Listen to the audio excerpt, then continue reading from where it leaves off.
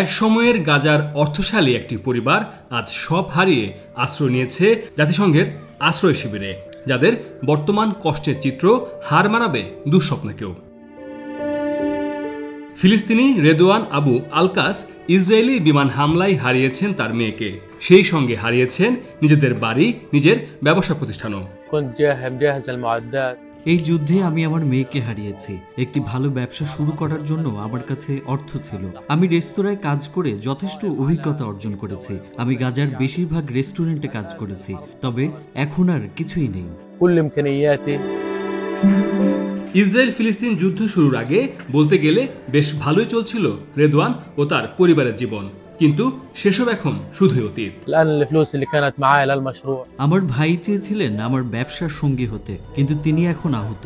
তিনি হয়তো সুস্থ হয়ে উঠতে পারেন, আবার নাও হতে পারেন। সবকিছুই অনিশ্চিত। ব্যবসা শুরু করার জন্য আমার কাছে যে অর্থ ছিল তা শেষ হয়ে গেছে। রেদওয়ানের ভাই হামজা এখন হুইলচেয়ারে বন্দী। ত্রাণের খাদ্য আনতে গিয়ে আহত হন তিনি। আমি বাইরে যাও এবং লোকজনকে দেখা বন্ধ করে দিয়েছি।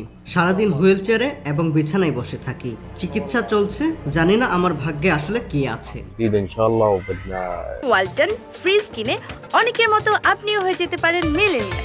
সেরা পণ্যের সেরা অফার। গাজার স্বাস্থ্য কর্তৃপক্ষের তথ্য মতে ইসরায়েলের বিমান হামলায় ৩২,০০০-এর বেশি ফিলিস্তিনি মারা গেছেন, আহত হয়েছেন ৭৫,০০০-এরও বেশি মানুষ।